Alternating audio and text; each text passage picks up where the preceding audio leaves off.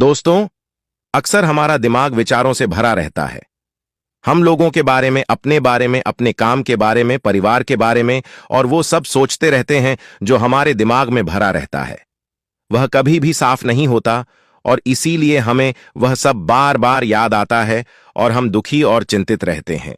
लेकिन इस कहानी से आप अपने मन को अच्छी तरह से साफ कर पाएंगे। आप अपने मन की धुलाई खुद कर सकते हैं। बस इस कहानी को पूरा पढ़ें। 21 दिनों में अपना जीवन कैसे बदलें। एक बार एक गुरु और शिष्य एक सुनसान जंगल से गुजर रहे थे। तभी शिष्य अपने गुरु से एक सवाल करता है, गुरु जी, ऐसा क्या होता है कुछ लोगों के पास कुछ भी नहीं होता लेकिन फिर भी वे सुखी रहते हैं, आनंद में रहते हैं, और कुछ लोगों के पास सब कुछ होते हुए भी उदासी उनके चेहरे से साफ दिखाई देती है। गुरु ने एक मुरझाए हुए फूल की तरफ इशारा करते हुए अपने शिष्य से कहा, यह सोचने और समझने की बात होती है। अगर ये फूल ये सोचेगा कि मैं कल मुरझा गया था या फिर ये सोचेगा कि मैं भविष्य में फिर से मुरझा जाऊंगा, तो ये कभी भी खुलकर पूरे तरीके से खिल नहीं पाएगा। अपने सुंदर स्वरूप में यह कभी भी आ नहीं पाएगा और अपनी खुशबू से इस प्रकृति में बिखेर नहीं पाएगा। उसी प्रकार इंसान अपने अतीत की यादों में खोया रहता है या फिर अपनी भविष्य की कल्पनाएं करता रहता है। भविष्य के दुखों के बारे में सोचता रहता है या भूतकाल में जो उसके साथ बुरा घटित हुआ है उसके बारे में सोच सोचकर वह अपने भविष्य के लिए चिंतित होता रहता है। तो ऐसा मनुष्य जीवन में कभी भी सुख अनुभव नहीं कर सकता।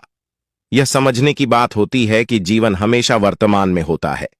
अतीत और भविष्य की कल्पनाएं हमेशा मनुष्य को मृत्यु की तरफ लेकर जाती हैं।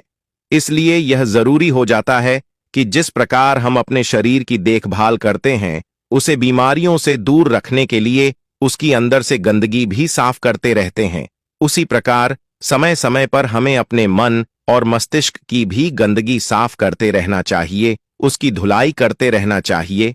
इससे आपकी बुद्धि की क्षमता तो तेज होगी ही होगी, साथ ही आप हमेशा आनंद में रहने का रहस्य जान पाओगे।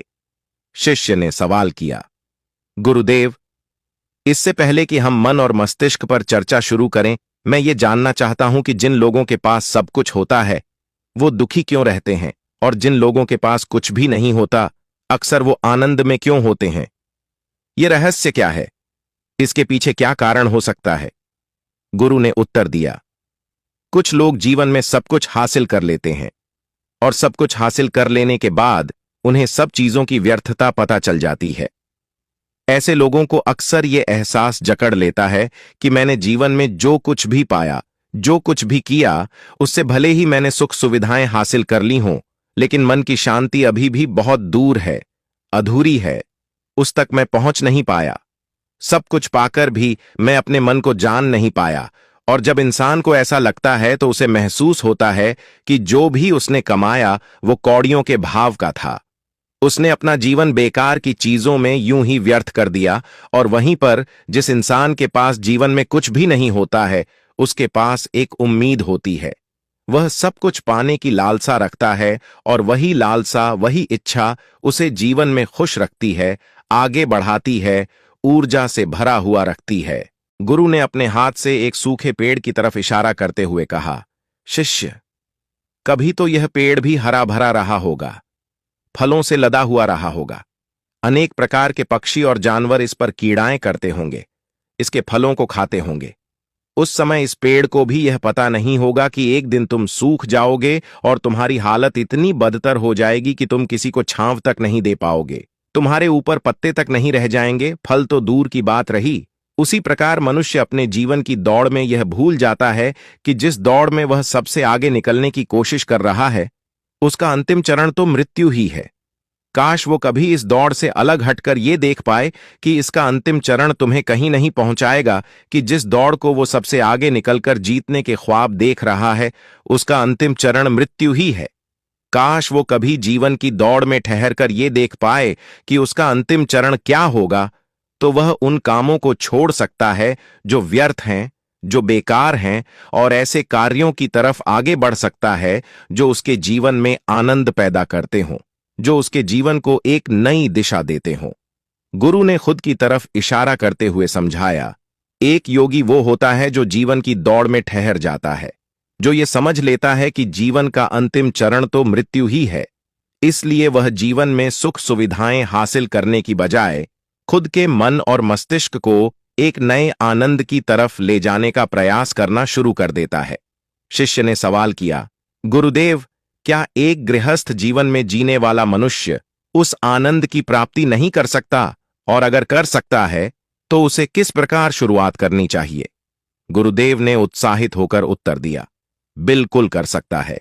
अगर सभी मनुष्य उस आनंद की प्राप्ति के लिए योगी बनने का निश्चय कर लें तो इससे प्रकृति का चलन ही रुक जाएगा। उसकी जो व्यवस्था है वह बिगड़ने लगेगी। एक सच्चा योगी अपने जीवन में खोज करता है और खोज करने के बाद वह गृहस्थ जीवन में किस प्रकार आनंद को प्राप्त किया जा सकता है वह तरीके सभी को बताता है, ताकि मनुष्य अपने गृहस्थ जीवन का पालन करते हुए उस आनंद की प्राप्ति भी कर सके।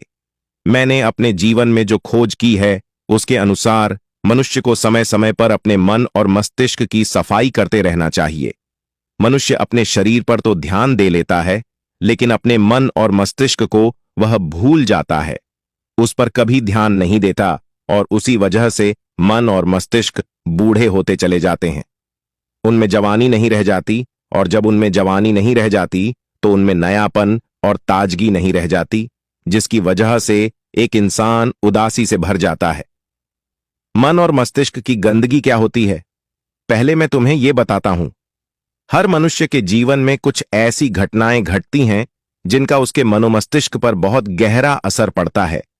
वह जीवन पर्यंत उन घटनाओं को भुला नहीं पाता है, और वही घटनाएं उसके मन में पूरी तरह से पक्की बैठ जाती हैं, जो उसके मन में गांठ पैदा कर देती हैं, और भविष्य में जब भी वह कोई काम करेगा ये घटनाएं उसे प्रभावित करेंगी। उदाहरण के लिए, अगर किसी बुरी आंखों वाले आदमी ने आपको धोखा दे दिया तो अब जीवन पर्यंत बुरी आंखों वाले आदमी को हमेशा धोखेबाज समझते रहेंगे, उस पर कभी पूर्ण रूप से विश्वास नहीं कर पाएंगे। लेकिन समझने की बात यह होती है कि जिस इंसान ने आपको धोखा दिया वह धोखा आपको बुरी आंखों से नहीं मिला, वह उस इंसान के स्वभाव से मिला। लेकिन उस इंसान के स्वभाव से हमारे दिमाग में उसका एक चित्र छप गया, उसकी एक छवि बन गई, और वह छवि दूसरे आदमी से जब हम संपर्क करते हैं तो बीच में एक दीवार की तरह खड़ी हो जाती है, और इसी वजह से दो लोगों के बीच प्रगाढ़ संबंध स्थापित नहीं हो पाते। मनुष्य के लिए सबसे जरूरी यही होता है कि वह अपने आप को अतीत की घटनाओं से मुक्त रखे। उन घटनाओं से प्रभावित होकर वह दिमाग में किसी तरह की छवि ना बनाए। कुछ लोग इस बात पर सवाल खड़ा कर सकते हैं कि फिर जीवन के अनुभव किस काम आएंगे, लेकिन समझने की बात यह होती है कि हम जीवन के अनुभवों से भी भ्रमित तरीके से ज्ञान लेते हैं, सही तरीके से उनसे सीख ले ही नहीं पाते। ठीक उसी प्रकार जिस तरह उस बुरी आंखों वाले की आंखें जिम्मेदार नहीं थीं धोखा देने के लिए, उसका स्वभाव जिम्मेदार था, लेकिन मनुष्य अपने अनुभव में उन बुरी आंखों को याद रखेगा, उस स्वभाव को भूल जाएगा। शिष्य अपने गुरु की बातों में इतना खो गया कि चलते चलते जंगल के रास्ते में पड़े हुए कांटे दिखाई नहीं दिए, और अचानक उसके पैर में एक कांटा चुभ गया। गुरु ने उसका कांटा बाहर निकालते हुए उससे पूछा, यह कांटा तुम्हारे पैर में क्यों लगा? इसके पीछे तुम किसे जिम्मेदार मानते हो? तुम मुझे भी जिम्मेदार मान सकते हो, क्योंकि मैं तुम्हें बातें सुना रहा था। क्या तुम खुद को भी जिम्मेदार मान सकते हो कि तुम मेरी बातों में इतना खो गए कि रास्ते पर ध्यान ही नहीं रहा? क्या तुम इन पेड़ों को जिम्मेदार मान सकते हो जिन्होंने ये कांटे इस रास्ते पर बिछा दिए? शिष्य ने उत्तर दिया, गुरुदेव, इसमें मैं खुद को ही जिम्मेदार मानता हूं, क्योंकि आप तो अपना काम कर रहे थे और इस पेड़ ने भी अपना काम किया, पर मैं अपना काम पूरे होशपूर्वक नहीं कर पाया। अगर मैं चलने पर ध्यान लगाए रहता, अगर मैं आपकी बातों में पूरी तरह से खो नहीं जाता, तो मुझे यह कांटा कभी नहीं लगता। इसमें पूरी तरह से मेरी ही गलती थी। गुरु ने अपने शिष्य की पीठ थपथपाते हुए आगे कहा, जो घटनाएं हमारे मन को प्रभावित करती हैं, जरूरी हो जाता है कि उन घटनाओं को हम किसी भी तरह अपने मन से बाहर निकाल दें, और इसके लिए सबसे सरल तरीका है कि अपनी भावनाओं को व्यक्त करना सीखो। उन्हें अपने दिल में, अपने मस्तिष्क में बिठाकर मत रखो।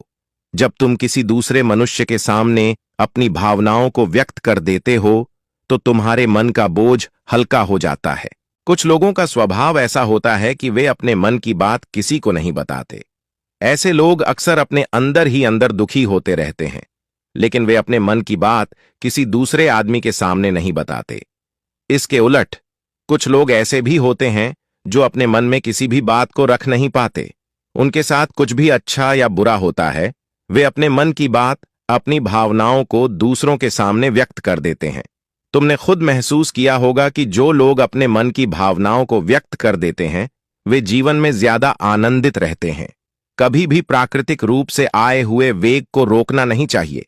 जिस वेग को हम रोकने की कोशिश करते हैं, वह वेग हमें अंदर से ही खाने लग जाता है। अगर तुम्हारा मन किसी बुरी घटना पर रोने का हो रहा है, तो चीख चीख कर रो। अपने आप को रोको मत, उस वेग को पूरी तरह से बाहर आने दो।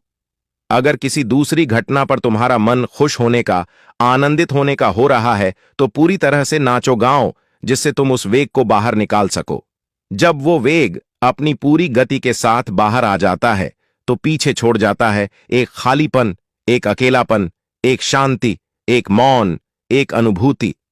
गुरु ने शिष्य को समझाते हुए बताया, जिस प्रकार तेज रफ्तार से चलता हुआ पानी अपने वेग से आने वाली सभी बाधाओं को तोड़ देता है, उसी प्रकार हमारे अंदर उठने वाली भावनाओं को अगर बाहर नहीं निकाला गया, अगर हमने बांध बनाने की कोशिश की, तो वो उस बांध को तोड़ देगा। बांध टूटने के बाद उसका कचरा हमारे मन के अंदर ही ठहर जाएगा, जो हमारे मन को दूषित कर देगा, उसको गंदगी से भर देगा। अक्सर मनुष्य अपने मन में किसी घटना को दबाकर इसलिए रखता है कि वो सोचता है कि अगर सामने वाले को इस घटना के बारे में पता चला, तो वो पता नहीं मेरे बारे में क्या सोचेगा। इसी विचार की वजह से वो अंदर ही अंदर खुद दुखी होता रहता है, लेकिन सामने वाले को वो कुछ भी नहीं बताता। लेकिन एक बार अगर वो हिम्मत कर सकता है, शुरुआत कर सकता है, तो उसका पूरा जीवन परिवर्तित हो सकता है। एक बार अगर उसके दिमाग की आदत बन गई, तो वो जीवन भर अपनी भावनाओं को दूसरों के सामने व्यक्त करने से हिचकिचाएगा नहीं। अपने दिमाग की ये आदत हम 21 दिनों में पैदा कर सकते हैं। 21 दिनों तक अगर सही तरीके से हम अभ्यास करें, तो हमारा दिमाग पूरी तरह से भावनाओं से मुक्त हो जाएगा। यह 21 दिनों का अभ्यास इस प्रकार है। इन दिनों तक सबसे पहली बात जो याद रखनी है कि अपने मन में किसी भी बात को दबाकर नहीं रखना है। अगर हम किसी मनुष्य के बारे में अच्छा सोचते हैं, तो हम उसे व्यक्त करें। अगर बुरा भी सोचते हैं, तो उसे भी व्यक्त करें। परिणाम भूल जाएं कि परिणाम क्या होंगे। सिर्फ अपने दिमाग की धुलाई करने पर विश्वास रखें। इससे आपके अंदर एक अद्भुत साहस पैदा होगा। जब आप किसी मनुष्य के बारे में वह सब बता पाएंगे जो आप उसके बारे में सोचते हैं, तो आप खुद सोचिए कि आपका खुद के ऊपर विश्वास कितना ज्यादा बढ़ जाएगा। आपके मन के सारे डर खत्म हो जाएंगे। हो सकता है कि इसमें आपको चुनौतियों का सामना करना पड़े, लेकिन जहां पर चुनौती नहीं होती, वहां कोई अभ्यास भी नहीं होता। अभ्यास हमेशा चुनौतियों से भरा होना चाहिए। इससे आप सत्य वचन बोलने का अभ्यास भी कर पाएंगे। अक्सर हम दूसरों को प्रभावित करने के लिए वो सब बोलते हैं जो उन्हें अच्छा लगता है, लेकिन वो नहीं बोलते जो हम उनके बारे में सचमुच में सोचते हैं, और यही हमारी सबसे बड़ी भूल हो जाती है। इससे हमारा पूरा अस्तित्व झूठ बनकर रह जाता है। अपनी भावनाओं को व्यक्त करते समय यह भी जरूर ध्यान रखें कि आपके अंदर जो भावनाएं उस इंसान के प्रति उठ रही हैं, उनके पीछे का मूलभूत कारण क्या है। उदाहरण के लिए, जब एक नौकर अपने मालिक के लिए कोई काम करता है और वो काम अच्छे से नहीं कर पाता है, तो मालिक उसे डांट फटकार देता है, जिससे उसके अंदर उसके प्रति क्रोध की भावना उत्पन्न होती है। लेकिन समझने की बात यह होती है कि मालिक तो आपको कहेगा ही, वो तो डांटेगा ही अगर आप काम अच्छे से नहीं करेंगे। अगर आप काम अच्छे से कर रहे हैं और फिर भी आपका मालिक आपके साथ अच्छा व्यवहार नहीं कर रहा है, तो आप खुलकर अपने मालिक को अपनी भावनाएं व्यक्त कर सकते हैं, बिना यह सोचे कि इसका परिणाम क्या होगा। अगर आप इस भावना को दबाएंगे, तो आप अपनी नजरों में खुद ही नीचे गिरने लग जाएंगे। आपका आत्मविश्वास बिल्कुल खत्म हो जाएगा। दूसरा अभ्यास जो तुम्हें 21 दिनों तक करना है वो यह है कि जो भी घटनाएं तुम्हारे साथ घटित होती हैं, कम से कम जीवन में एक इंसान ऐसा होना चाहिए जिसके सामने तुम अपने दिल की बात रख सको। चाहे अच्छी बात हो, चाहे बुरी बात हो, वो सब बातें तुम बिना कुछ सोचे विचारे, बिना इस डर के कि वह इंसान तुम्हारे बारे में क्या सोचेगा, बता सको। उस इंसान को अपनी सारी बातें बताने का प्रयास करो। इससे तुम्हें यह पता चल पाएगा कि तुम्हारा मन घटनाओं के प्रति किस प्रकार की भावनाएं पैदा करता है। दिन भर जो कुछ भी होता है, अच्छा या बुरा, किसी के प्रति आकर्षण हो या न हो, उसे दोस्त की तरह स्वीकार करो। यह तुम्हें अपने मन की भावनाओं को समझने में मदद करेगा। अपने आप को बेहतर से बेहतर समझने के लिए योग्य निद्रा का अभ्यास करें। अगर आपको यह कहानी पसंद आई है तो कृपया वीडियो को लाइक करें और हमारे YouTube चैनल इंस्पायर टेल्स को सब्सक्राइब जरूर करें। हमारे चैनल पर आपको हर रोज एक नई प्रेरणादायक कहानी मिलेगी जो आपके जीवन को सकारात्मक दिशा में मोड़ सकती है। इसे सब्सक्राइब करने के लिए नीचे दिए गए सब्सक्राइब बटन पर क्लिक करें और बेल आइकन को दबाएं ताकि आप हमारी हर नई वीडियो की अपडेट पाएं। धन्यवाद।